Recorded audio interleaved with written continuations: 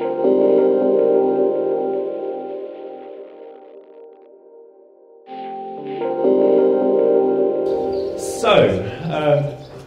yeah, let's get going. From you said you have to show profits. Do you have to pay taxes from those profits? If you make enough, you have to pay tax. So it's not really off-grid, is it? If you pay taxes. I suppose it depends on your definition of the grid. Yeah. We generate of the matrix. Of the matrix, but as I said in my small spiel, that although we might think it's a great idea to live off grid, that grid there is no such thing. We are all connected. You can't get off grid. You can't. It's just not feasible unless you go and live in a mountain somewhere. So off grid again, is it sustainable? That's my kind of criteria. Off-grid's lovely. We produce our own power. We're off the grid. We have our own water. Yeah, that's fine. But in order to make a living, we need to connect to the grid, the matrix, whatever you want to call it, and sell our products to people that earn, I don't know, off-grid. We pay tax. We don't pay any tax because we don't earn enough. But that's fine. That'll happen in the future. But I'm quite happy to put my share in. Chris, could you comment on that as well? There's been a lot of collaboration from Blackthorn Farm, and they benefited a lot from being members of cooperative and working closely with other people. Are you working closely with other farmers around you as well?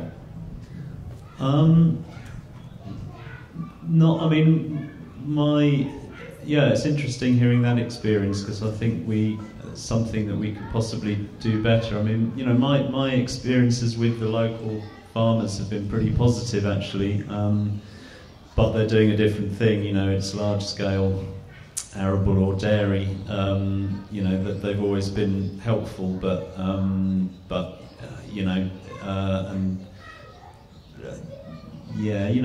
a little bit of sort of equipment kind of stuff going on. But as Patrick said, one of the problems is that most of my farm kit I've bought off eBay. It's stuff that's about 50 years old, and it's small. But when you look at the sort of stuff they're using, it's just it's a different ball game. I think there's good things happening in Frome in terms of the local council is now run by independents who are very eco-minded, and there's stuff going on in the town. So I think that's an encouraging. That's something that I think we're sort of part of those networks, and that's something that we need to draw on as we go into the next phase. But in terms of growers, there's very few people growing commercial veg around on a small scale. I think that's the sort of thing where if you get a critical mass, if there was a few more people growing locally, there would be all of those opportunities then to sort of exchange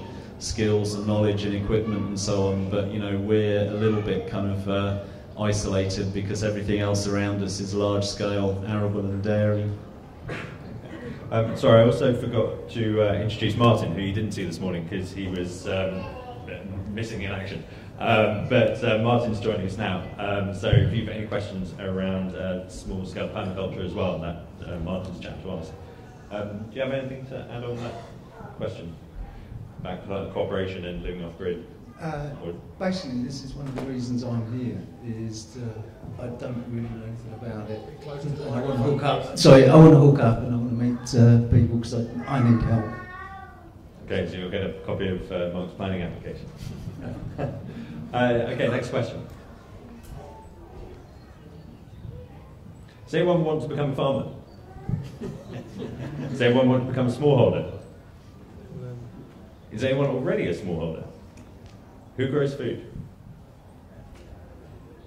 Who eats food? Okay, there are some people who didn't even raise their hands to that, so go ahead. It's almost lunchtime. Sorry, did I see you have a question? Yeah. Just in terms of your planning your planning approval, you said it's temporary. Is that dependent on you proving that you can earn a living from it? Is basically. again, these figures that we were asked to produce, it's the council. Our council has taken quite a few knocks recently. We're the fourth off-gridder to get planning permission, and each of those has been a lesson for the council in how to deal with us, and that we're not going away. We're a small problem that we can't squash, but we'll try and get rid of them. We'll put all these criteria in place that they have to fulfil, and actually we're all fulfilling these criteria, so we're not going away. And part of that was you need to earn 70% of your income from the land, and that's pretty much what we do. We earn some of ours. We also still practice shiatsu. We do that on the land. So that actually, if you use the bureaucracy to your own ends, is making a living off the land. That's farm diversification. It's bonkers, but it's talking their language. So 70% of our income is agricultural, and it is made from that land. And we've put in our planning application that we want to run courses to bring people in to, you know, learn about sustainable living, low impact stuff. That would also be farm diversification, and that's allowed. I think farm diversification is a fantastic idea, as long as it doesn't take away from agriculture, as long as it doesn't become, we're just a holiday let. Sorry, did that answer your question? Oh. Along the same lines about earning your living from your piece of land, I actually am really lucky in that I live on really, really little. I don't owe anyone anything, and therefore I can live on. Do they take that into account, or do they have a kind of bottom line of how much you have to earn? Again, as a result of our council having to deal with several of these applications, they're beginning to learn that I think the conventional average income is £25,000 or something per person, which is, it's just ridiculous. I don't need £25,000 to live on. I don't need a new car every 6 months. I don't need a new video. I don't need any of that stuff. And so the other people that are living these low impact lives have put that point over. We all put this point over. The same point is actually we only need £10,000 or £15,000. That's all we need. We don't need any more. So now that's being taken into consideration. So if you project that you're a single person, you live on your own, all you're going to earn is £6.5 grand, but you can show that you can live off that, that becomes acceptable. And the more of us that do it, and the more of us that show that you can live off £10,000 a year, the more that becomes normal, the more that's accepted, and the less battle you have to go into to prove your worth, prove your point, prove the fact that you've got the right to live on the land and earn a little bit of money if you can live off it. Can I just add? He'll be back in a minute. It's all right. Just close to the microphone, please. Right. Just to, not too close. Just to add, I mean, I don't know if anybody here knows about the new planning framework, which I spent a happy Sunday reading through. I wouldn't recommend it to anybody, but a kind of a bit of a spanner has been thrown in the works by the new planning framework that was introduced in March, I think. And as far as I can see from that, you know, it used to be this, you know, you used to have to show functional need and pass that financial test, but the financial thing now I think has gone. So, which possibly is a good thing. It all depends on, you know, the trouble is the planners now, I mean, this is one of the problems that we're having, is that they're running around like headless chickens, not knowing how the hell to interpret anything, because all of that, you know, PPS 7, PPS 1, all of that has gone. And planners have absolutely no clue what to do. So possibly the new planning framework will actually make it easier for people like us to get permission, although that's certainly not the intention of the legislation. But I think planners don't, it's almost, the framework is saying the default answer is yes, but because I think planners are so confused, it's almost become the default answer is no, because we don't know what to do about this. But the financial test was always a bit crazy because nobody at whatever scale is really making much money out of farming, but that has gone now, and there's just this one sentence that says something like rural workers, generally speaking, development in the countryside isn't to be encouraged, except, for example, rural workers who might need to be living near your place of work. So one thing our planning officer said is, well, it's not really your place of work, is it? So they're trying to sort of find their ways around it. But the thrust of it is to make planning permission easier and to sort of that culture of saying no within planning to sort of to challenge that, which in many ways I think isn't necessarily a good thing, because I think we're going to see some horrendous developments happening. But in terms of the sorts of things that we're talking about, maybe it will be positive, but it will depend a lot on how the planners and the planning inspectorate, interpret it. And at the moment, they're struggling, I think. It's become a moot point. If they change the goalpost, move the goalpost. So. More questions from the floor?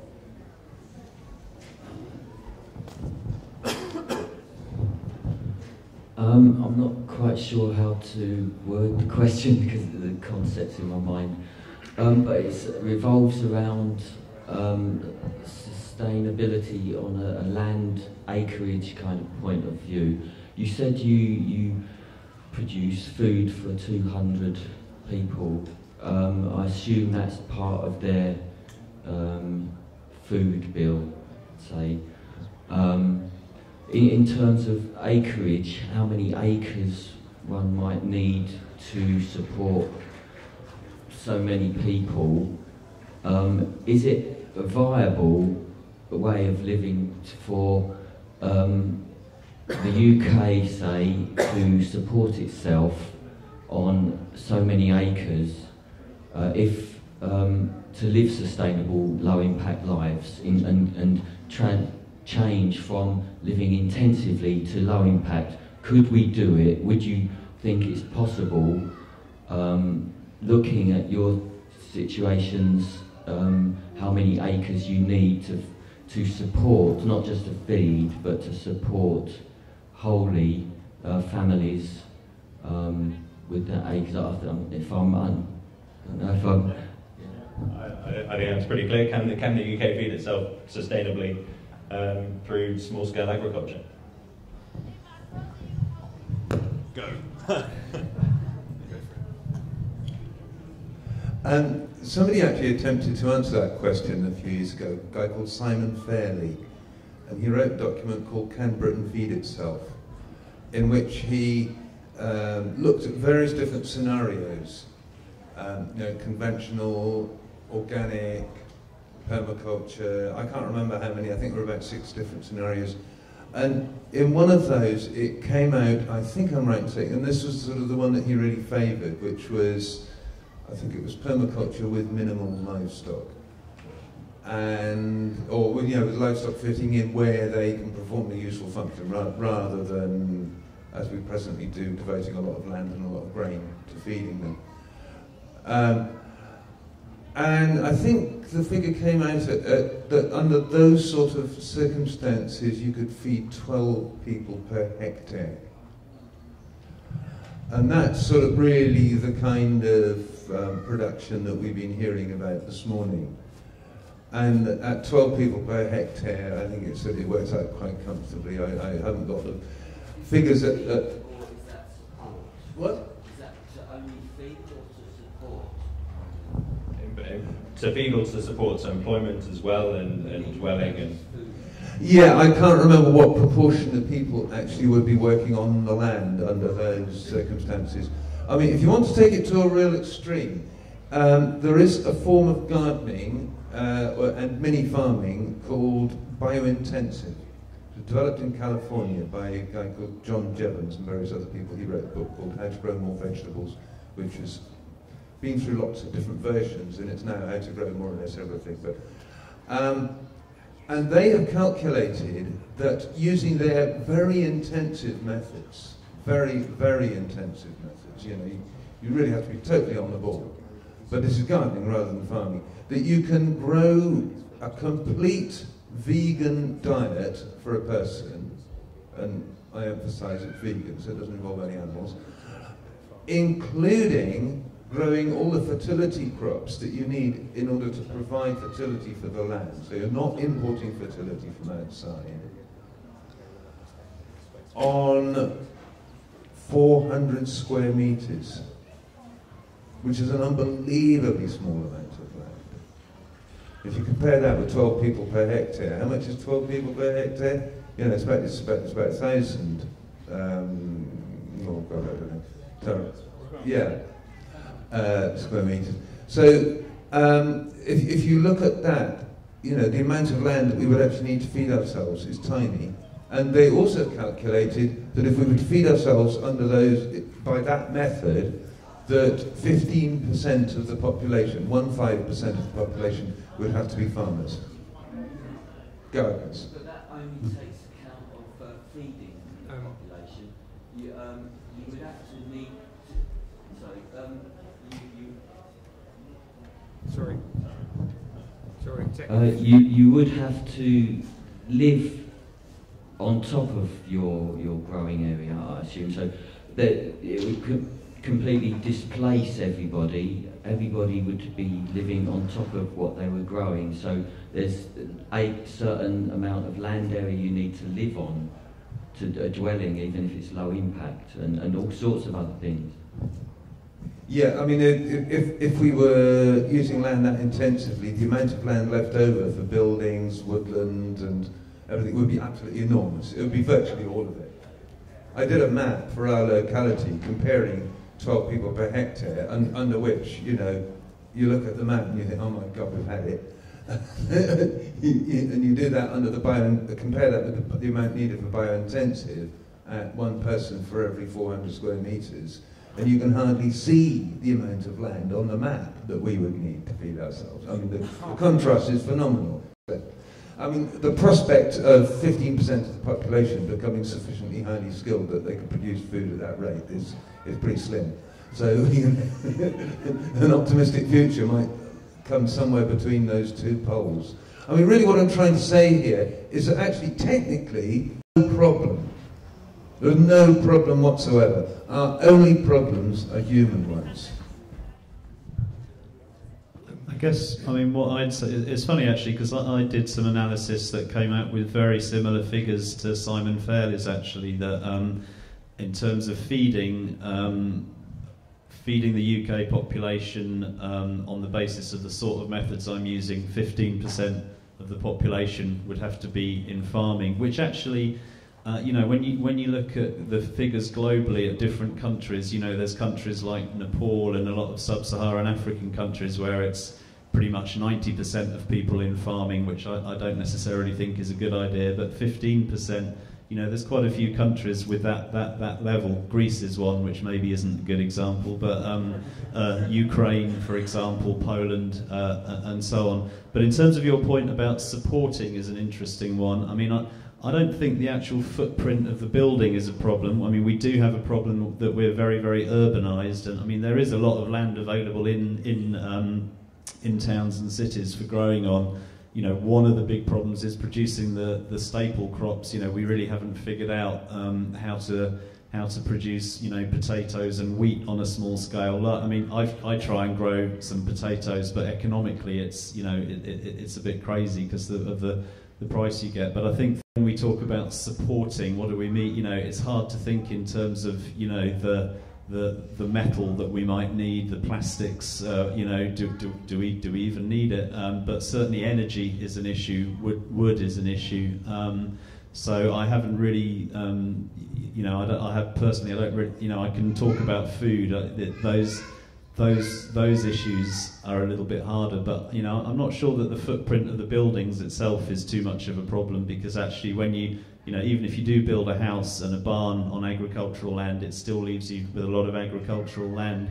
And yeah, I agree with Patrick, it's not that difficult to feed ourselves, but it is difficult to feed ourselves in the way that we are at the moment, with the amount of meat that we eat at the moment, with, you know, with all of the assumptions that we make at the moment about what is an adequate income. So I mean, you know, it's a social and economic problem, I think, more than an ecological problem. Although there are questions about biodiversity and wildlife and so on that you know that are in the mix there.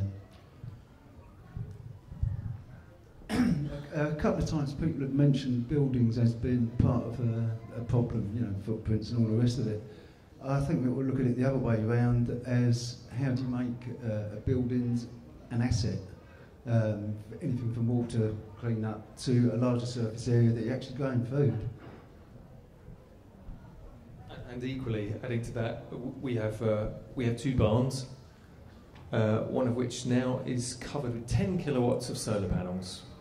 And as I said earlier in my little talk, we were off-grid for 5 years, and our house is off-grid, but we've subsequently put in a connection to the grid because we wanted to utilise that barn space, that roof space.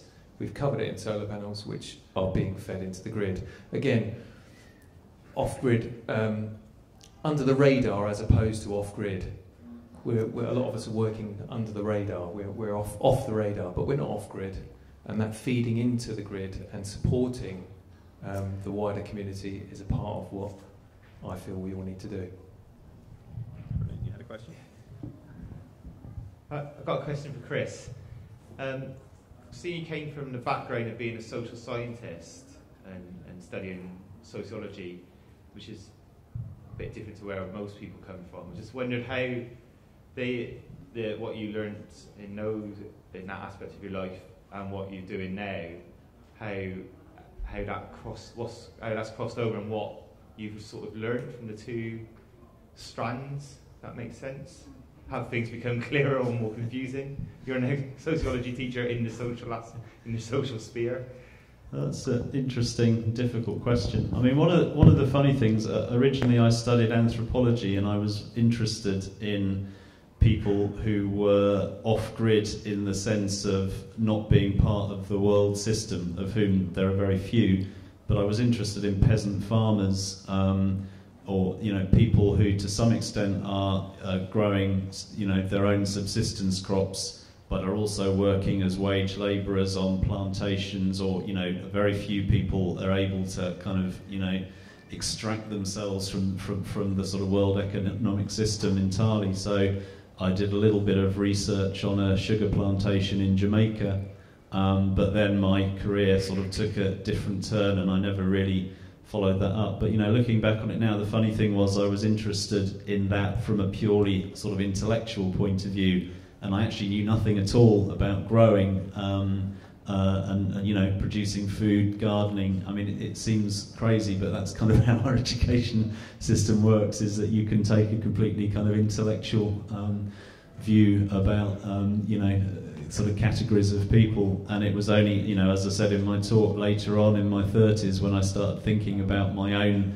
dependence as a consumer and studying permaculture with Patrick and so on, that, you know, that's why I've called my blog Veg Box Peasant, sort of slightly tongue-in-cheek, but, you know, to sort of to sort of emphasise those connections and sort of think about the, you know, the future that we might face as, you know, as people who are both, you know, sort of subsistence growers, but with a, you know, with another foot in being part of the grid. But in terms of my, I mean, I don't really know what I am anymore. I don't really package myself as a sociologist. I was doing things that weren't particularly related to food and farming. But I mean, I do, you know, I guess I do have that background. And, you know, as we were just saying in relation to the previous question, I think a lot of the tricky issues that we're going to face in the future are not technical, ecological, agronomic issues. They're actually social and economic issues in terms of you know, moving into some new ways of thinking about how we organise ourselves as communities. I mean, sociologists and most social scientists don't have a very good track record at being very useful in at sort of predicting things that are going to happen and offering good solutions. I mean, that's not entirely true, because you do get things like the Green Revolution that was promulgated as this, you know, great technical breakthrough, which, you know, arguably in some ways maybe it was, but, you know, there was a lot of failures there to do with people not actually looking at how people were living and organising themselves in communities. So, you know, there is a role for social scientists, but, you know, I think as in the, you know, the economic crash that wasn't predicted by any economists, you know, in some ways I moved out of social science because I got a bit, you know, disillusioned with it. But I do think, you know, thinking, you know, there are some useful, in fact my latest blog post is about thinking in terms of marginal productivity of labour, which is something that I think we don't necessarily do that much in, you know, in alternative farming circles. So, you know, I think there are ways in which you can sort of cross-fertilise the two things, but yeah, I wouldn't necessarily, you know, I mean, it feels to me like it's a bit of a sort of lifetime journey to sort of learn about growing, learn about farming, and then apply, you know, I mean, I'm still reading some of these sort of, you know, social science attempts to make sense of things, and hopefully one day I'll, you know, I'll put it all together, but I feel a bit of a way away from it at the moment. I think the characteristics required of successful smallholders and successful farmers is pretty interesting. And I don't know whether you've seen that. See, there's a copy of Surviving and Thriving on the Land, Rebecca Lawton. And she highlights discipline as being the most important thing. That's what determines the success or failure, it seems.